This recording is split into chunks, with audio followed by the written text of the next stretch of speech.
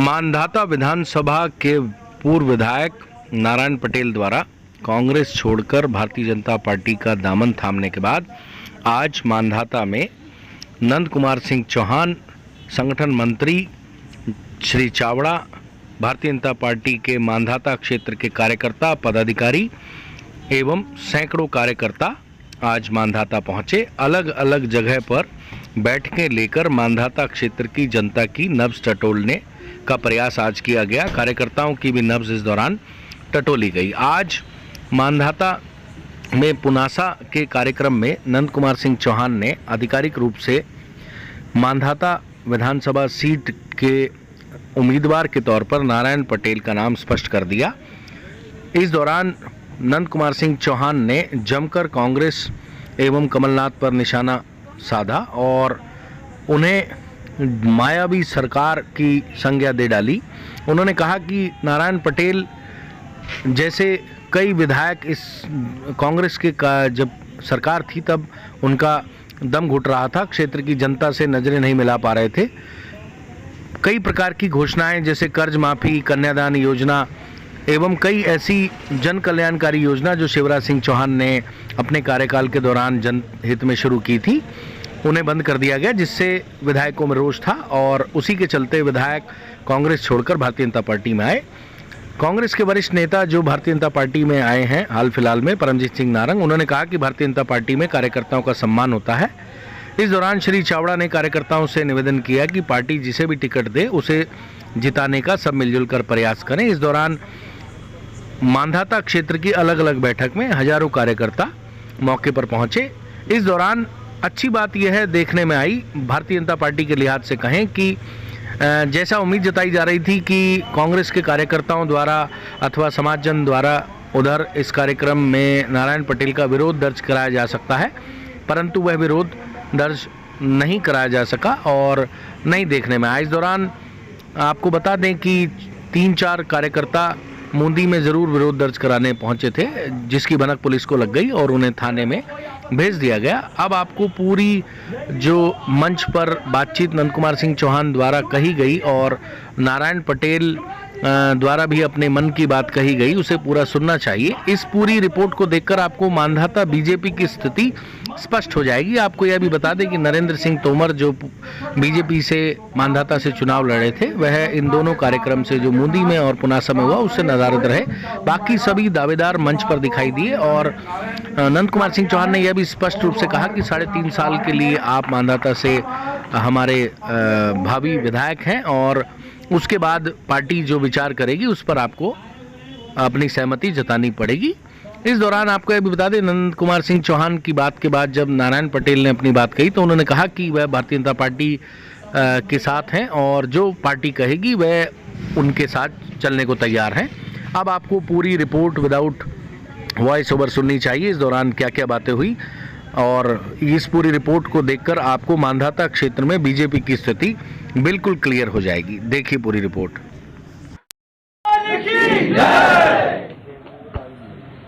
साथियों, राजनीति के दौर में विगत विधानसभा के चुनाव में प्रदेश में कुछ भ्रम पैदा हो गया। मायावी लोग आए,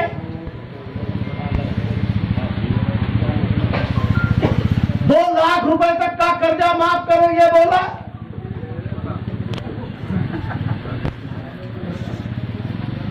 कर्जमाफी का कहीं पता नहीं है। कागज के टुकड़े हाथ में थमा दिए, बड़े बड़े मंत्री संतरी आए और खाते में अभी तक पैसा नहीं आया। सरकार बना ली, लेकिन वो सरकार भले और सज्जन लोगों के लिए तकलीफ का काम करते।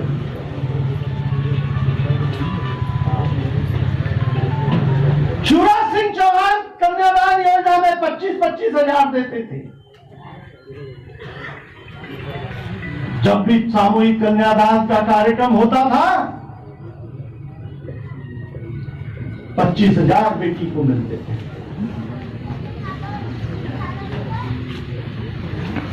मुझे और लोगों की सरकार बनी, बोले 25,000 कहां लगते,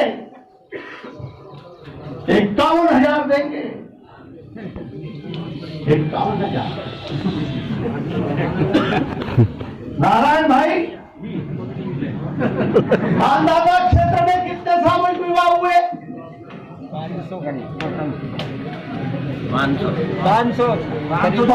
कन्याओं में से किसके खाते में पैसा आया?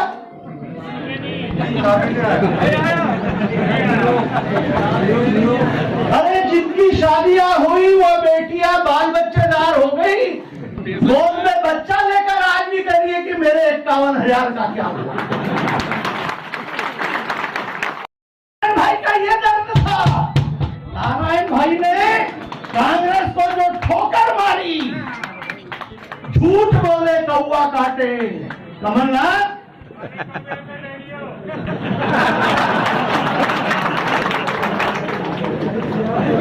मेरे को लोग पकड़ते हैं, जनता ने वोट देकर मेरे को विधायक बनाया है। मैं भगवान के दरबार में क्या जवाब दूंगा? संत सिंगा महाराज के दरबार में जाके खड़े होता हूं तो आत्मा कांपती है।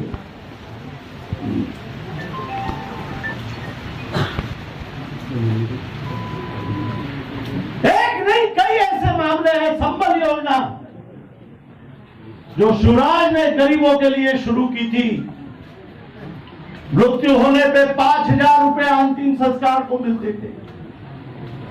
50 साल से कम उम्र में मौत होने पर 2 लाख रुपए मिलते थे। एक्सीडेंट पे मौत होने पे 4 लाख रुपए मिलते थे। ये जालिम लोग आए और संबल योजना बंद कर दी। गरीब भटकने लगे इधर उधर। अरे वो 5,000 की कीमत उस गरीब से पूछो जिसके घर में खाने के दाने नहीं है, और परिवार में जब मौत हो जाती है तो वो संकट में आ जाता है कि मैं अंतिम संस्कार कफन दफन कैसे करूंगा। उस गरीब के लिए थी ये योजना, बंद कर दी। नारायण भाई कहते थे कि मैं क्षेत्र में घूमता हूं, कमलनाथ जी मैं क्षेत्र में जाता हूं, लोग कहते हैं कि संबल योजना क्यों बंद हो गई। नारायण भाई को कमलनाथ बोलते थे, अरे छोड़ यार वो चुनाव था, संबल बंद हो गई, तू कंबल ओढ़ के सो जा।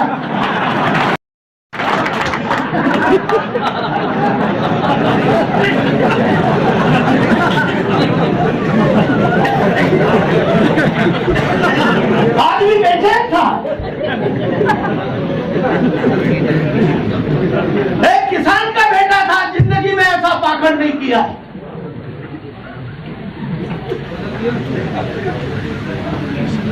आत्मा रोती थी।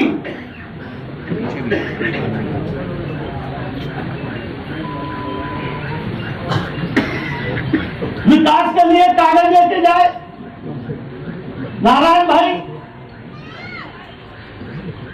किसान ये रोड बना दो, यहां हाई स्कूल खोल दो,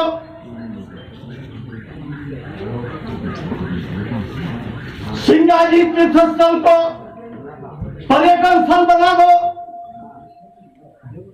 अप्रैल 2019 में श्री 1008 कमलनाथ जी को नारायण भाई लेके आए थे यहां पे कि यार मेरे क्षेत्र का भला हो जाएगा। मंच से मांग की थी,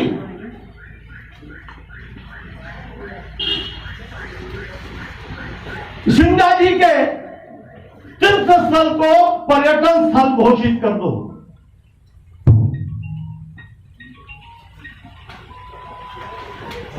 एक साल बीत गया, नारायण भाई किया, वही सिंगा महाराज का शाप लगा उनको। संत के द्वार पे झूठ बोले, जो संत के द्वार पे झूठ बोले वो इंसान के साथ कितना झूठ बोलेगा। उसके लाठी में आवाज नहीं होती कमलनाथ बाबू। वो हमारे सिंगा जी हमारे ऐसे गुरु हैं, ऐसे सदगुरु हैं, वहां छल कपट नहीं चलता।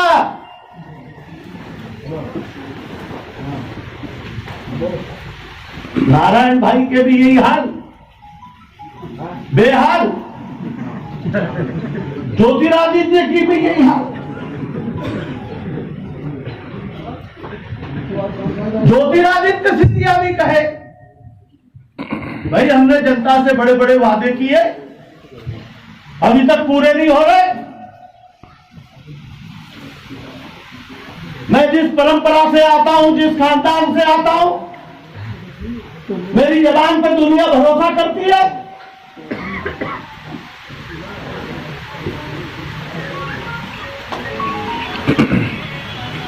जनता के वादे पूरे करो।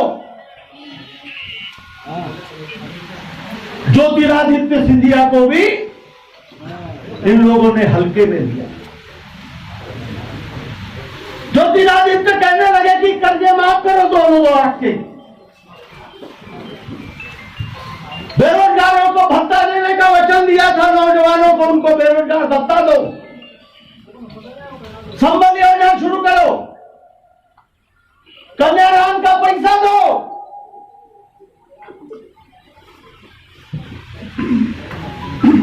कमलनाथ ने एक नहीं सुनी, 1 बार 2 बार 10 बार। एक बार ज्योतिरादित्य जी ने फिर आक्रोश में कहा कि देखिए अब मेरे सब्र का बांध टूट रहा है, अब मैं नहीं सहन कर सकता। मैं जनता के बीच रहने वाला हूं, मेरे कहने पे विधायकों को जनता ने जिताया है, ये वादे पूरे करो, नहीं तो पूरे करने के लिए ज्योतिरादित्य सिंधिया सड़क पे उतरेगा। ज्योतिरादित्य ने जब ये धमकी दी तो अहंकारी कमलनाथ जी कहते कि सड़क पे उतरना है तो उतर जाओ। कमलनाथ ज्योतिरादित्य तो सड़क पे नहीं उतरे, तुमको सड़क पे लाके खड़ा कर दिया।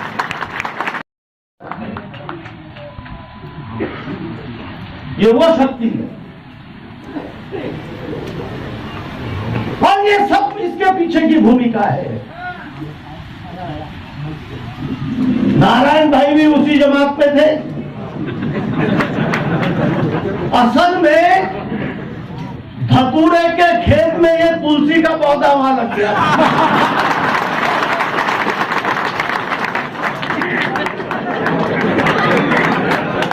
धतूरे के खेत में ये तुलसी का बिरुआ वहां पे लग गया था।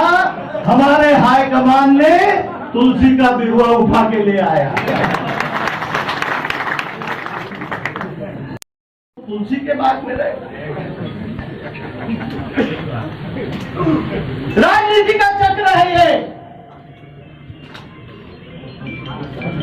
पार्टी तय कर चुकी है, पार्टी का फैसला है और आज नारायण भाई ने जो इस्तीफा दिया है उससे कांग्रेस कमजोर हुई है, भारतीय जनता पार्टी मजबूत बनी।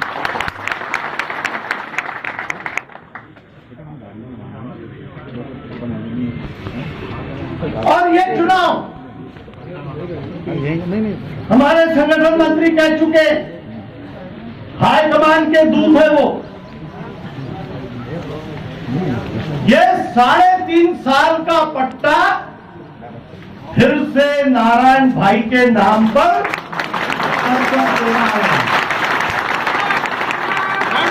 देना है। और मैं यहाँ के मेरे पार्टी के नेताओं से भी प्रार्थना करता हूँ, हमारे यहाँ के जितने टिकट के दावेदार लोग हैं जो रात दिन पार्टी के लिए काम करते हैं, उनसे भी आग्रह है कि इस फंडे को समझ लो।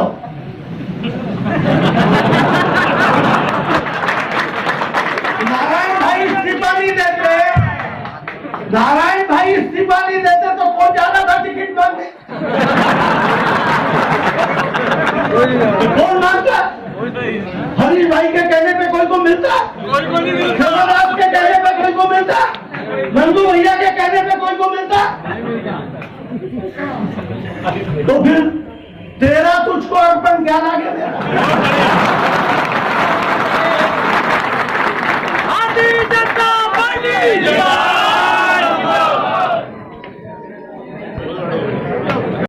हमारी ताकत बढ़ी है यार, दीवारों कुछ तो समझो। बहुत बड़ा फैसला हुआ है पार्टी के हक में, कलेजे का फैसला हुआ है। बरसों से जहां थे उस घर को आग लगा दी नारायण भाई। भरोसा किया है कमल के फूल पर, मेरे नेताओं पर, और मेरे नेताओं पे भरोसा किया है तो हमारा धर्म है सिंगा महाराज की कसम खाकर उठना है। हम नारायण भाई को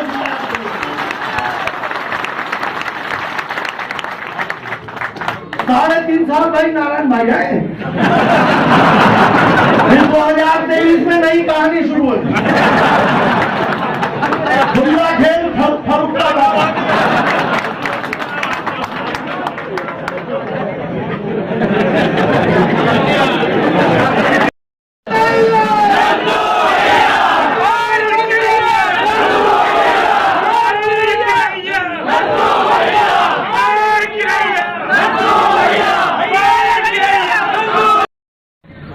मंच के नेताओं से ये अनुरोध है,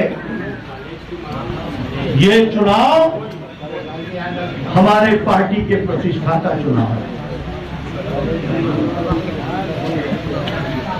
जिस इंसान ने हम पे भरोसा किया है, मेरे नेतृत्व पे भरोसा किया है,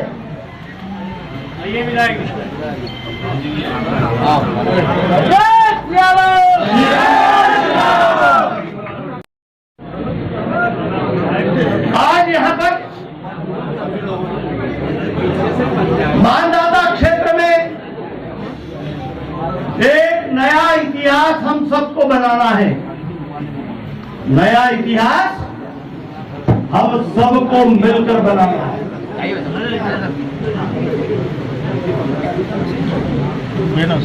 हमारे पंधारा के पार्टी बहुत निराली पार्टी है, वो पार्टी बहुत निराली पार्टी है। कल तक जो राम दागोरे का किसी को नाम भी पता नहीं था, वो विधायक बन गया। ढूंढ के लाते हैं, परखने की क्षमता है हमारे पार्टी में, योग्यता का सम्मान होता है हमारे पार्टी में। मन बड़ा रखो, सब लोग मन बड़ा रखो। अटल बिहारी वाजपेयी जी कहकर गए हैं, ताबीज बना के गले में टांग लो। छोटे मन से कोई बड़ा नहीं होता और टूटे मन से कोई खड़ा नहीं होता। अटल जी ने तो बड़ा बनना है तो मन भी बड़ा करना पड़ेगा। और यहां बैठे हुए पंधारा के नेतृत्व से आग्रह करूंगा कि ये चुनाव नारायण भाई नहीं, हम सबको मिलकर लड़ना है। जितने मंच पे बैठे हैं, एक एक आदमी को ये समझकर कि ये मेरा चुनाव है। मेरे हाईकमान ने जब फैसला किया तो हाईकमान से बड़ा कोई नहीं होता। भाजपा समंदर है, समंदर, और उस समंदर में नंद कुमार सिंह चौहान छोटी सी बूंद है, छोटा सा बूंद।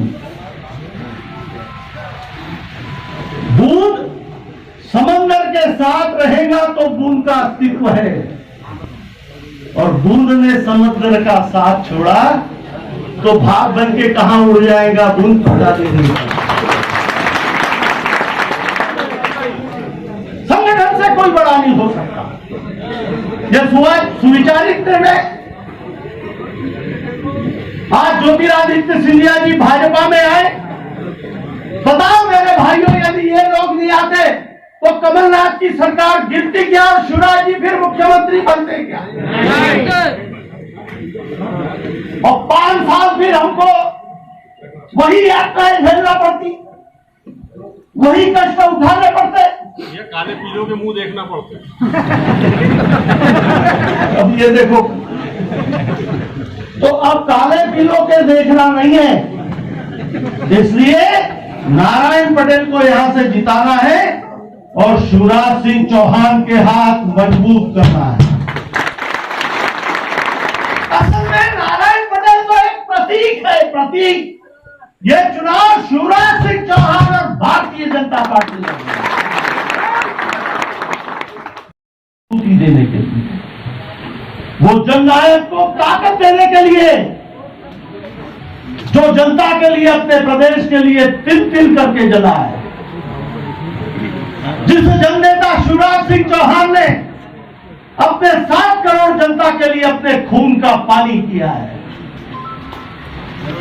उनको ताकत देने के लिए यहां से हमको नारायण पटेल को जिताकर मध्य प्रदेश के विधानसभा में भेजना है और जो भी विकास के काम हमारे हैं वो हक और अधिकार से हम शिवराज सिंह चौहान से मांगेंगे।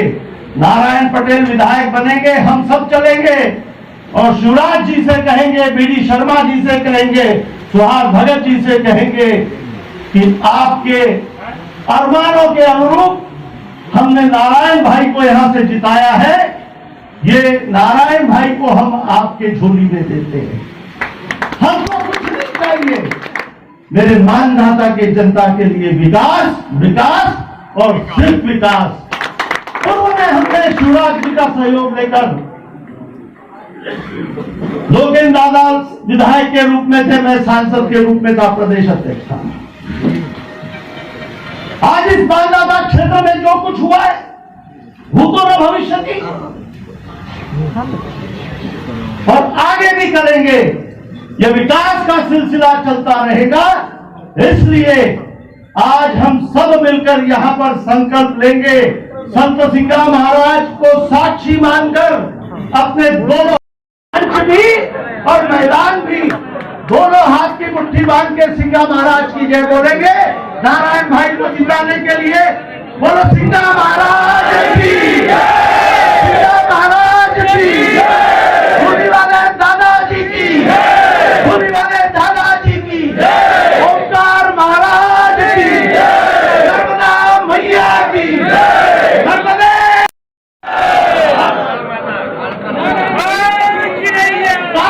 माता की जय, माता की जय। धन्यवाद। 23 जून 2023 तक हकीकत बड़ी ईमानदारी से काम किया और अभी हमारे माननीय सांसद जी जो कह रहे थे वो हकीकत, वो पीड़ा मेरे साथ बीती। मेरा एक अपना उद्देश्य है कि क्षेत्र का विकास हो और वो विकास मैंने अपने नजरिए से देखा, समझा। विगत 15 महीने कांग्रेस के कार्यकाल को भी मैंने देखा। मैं कोई चिकित्सक नहीं करना चाहता हूं, मैं तो आपकी लाइन लंबी करना चाहता हूं। किसी की लाइन काटने का मुझे अधिकार नहीं है। मगर हमारे आदरणीय सांसद जी ने जो कहा वो हकीकत बात सत्य है। एक और कांग्रेस थी और एक और मेरी जनता थी। अब मुझे न्याय करना था। अगर कांग्रेस को मैं अपनाता हूं तो मेरी जनता को जवाब देना होगा, उनको हिसाब देना होगा कि मैं क्या कुछ कर सकता हूं। मैंने किसी से विचार भी नहीं किया। मैंने अपने घर में कैबिनेट की बैठक बुलाई, इसमें बहू भी था, बच्चे भी थे, भाई भी था।